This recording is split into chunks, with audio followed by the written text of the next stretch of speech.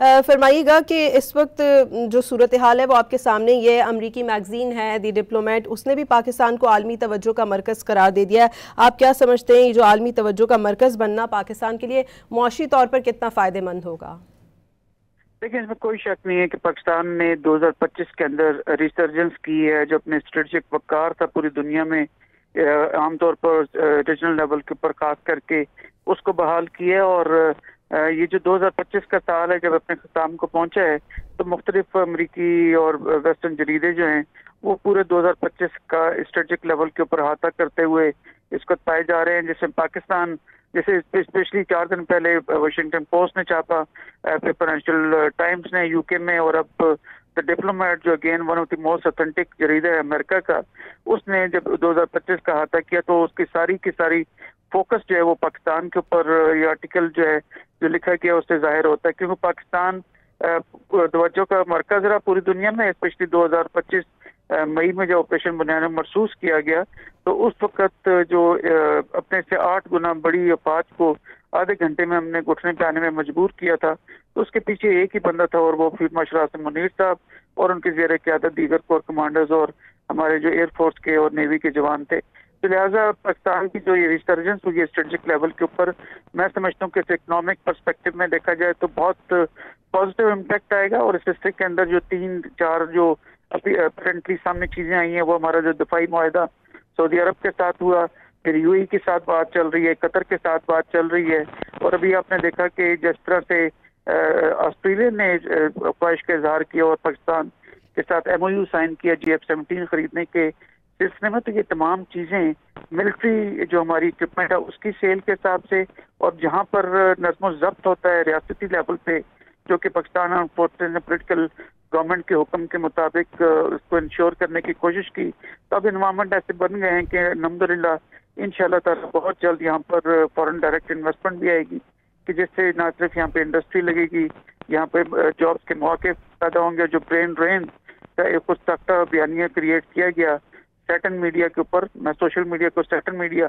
बोलता हूँ, तो लिहाजा वो तमाम चीज़ें यहाँ से एड्रेस होने जा रही हैं। तो बिल्कुल आपने ठीक कहा कि इस वक्त पाकिस्तान में इन तमाम जो हमारे स्ट्रेटेजिक लेवल के ऊपर मिलिट्री की जो क़यादत ने कैटलिस्ट किरदार अदा किया है, ये हमारी जो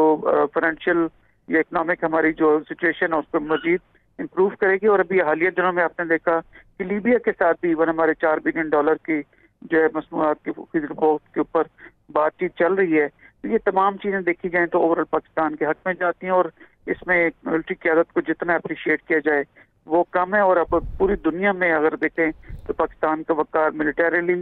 डिप्लोमेटिकली, सियासत के तौर पर जो है वो एक उजागर हुआ और वो निगाह मरकज इसका पूरी दुनिया के अंदर अल्हम्दुलिल्लाह। बिल्कुल। अहमद साहब, मौजूदा इलाकाई और आलमी हालात में पाकिस्तान का किरदार किस हद तक बड़ा है, और क्या पाकिस्तान की जो हालिया खारिजा पॉलिसी है उसने आलमी सतह पर पाकिस्तान के एतमाद में इजाफा किया है? जी बिल्कुल। देखिए, अगर आप ओवरऑल देखें, जहाँ पाकिस्तान की अफवाज ने मई 2025 में जो है अपना लोहा मनवाया, उसके साथ साथ पाकिस्तान की जो मिलिट्री और जो सियासी डिप्लोमेसी है उसने भरपूर किरदार अदा किया। अब जो डिप्लोमेट ने भी बताया कि किस तरह से जो गजा के अंदर जंगबंदी हुई है, पाकिस्तान ने अपना मुस्बत किरदार अदा किया। इसी तरह जो तालिबान को लेकर या TTP के एलिमेंट्स को लेकर एक शुतरब महार के तौर पर जो अफगानिस्तान की बुरी गवर्नमेंट है उसके खिलाफ सख्त मौक़िफ़ अपना के उनके ऊपर प्रेशर डाला, जहाँ पे कतर, तुर्की और जो है रशिया, चाइना, इन सब को बीच में डालकर जो हमारी जो अक्रॉस द बॉर्डर जो टेररिज्म के हिसाब से खतरात थे उनको हमने इंटरनेशनलाइज किया। इसी तरह कश्मीर जो है उसको इंटरनेशनलाइज किया, और अब पूरी दुनिया समझती है कि कश्मीर के ऊपर जो है वो जो फौरन उसे कोई यूनाइटेड नेशन सिक्योरिटी काउंसिल के मुताबिक रेजोल्यूशन के मुताबिक उसका हल जो है वो तलाश करना चाहिए। और last but not the least जो एक प्रो इंडियन एक इस तरह की चीज थी कि जो पूरी दुनिया का वो ब्लू आई बना हुआ था बिकॉज बहुत चाइना में उसको सपोर्ट किया जाता था, वो रेलीगेट हो गया इन फेवर ऑफ पाकिस्तान। और रीजन भी पाकिस्तान की मिलिट्री क़यादत जिसने कि कैटलिस्ट अदा किया। तो जहाँ पर हमने मिलिटरीली अपना लोहा मनवाया, वहीं पे सियासी तौर के ऊपर जिसमें कि मिलिट्री डिप्लोमेसी शामिल थी, हमने पाकिस्तान का वक़ार बुलंद किया। और मैं समझता हूँ कि अब दुनिया में कोई भी इस तरह की चीज़ होती है तो यूनाइटेड नेशंस के ऊपर या मल्टीलैटरल लेवल के ऊपर पाकिस्तान की जो जो भी पोजीशन है वो मरकज़ निगाह रहती है और उस किसी भी मसले को या किसी भी इशू को हल करने में खासा किरदार अदा करती है। तो लिहाजा जो सैटन मीडिया के ऊपर या जिसको सोशल मीडिया भी कहते हैं, उसके ऊपर जो भी एंटी पाकिस्तान एक नैरेटिव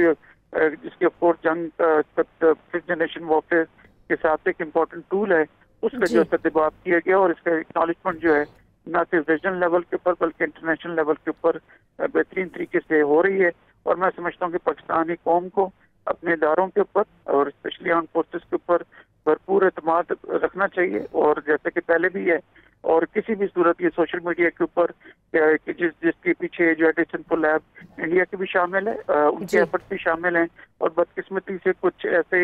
हमारे अपने ही लोग जो बाहर जाके डॉलर कमाने के चक्कर में एंटी पाकिस्तान एक नैरेटिव रखते हैं, उनको एनालाइज करने की जरूरत है और स्पेशली एक whole of nation response generate करने की जरूरत है। और इसमें एल्डर्स का रोल बहुत अहम है कि वो अपने बच्चों को समझाएं कि जिनके हाथ में ये चेंज की स्क्रीन मोबाइल की सूरत में है, इसको दुश्मन as a tool as a weapon use कर रहा है कि वो अपने दारों और अवाम के दरमियान कोई गैप क्रिएट कर सकें। लेकिन अल्हम्दुलिल्लाह पाकिस्तान की यूथ वेल अवेयर है इन तमाम फिफ्थ जनरेशन वॉरफेयर के टूल्स जिसमें कि प्रोपेगेंडा शामिल है। दुश्मन कभी कामयाब नहीं होगा और यही वजह है कि पूरी दुनिया पाकिस्तान की तारीफ करता हुआ नजर आ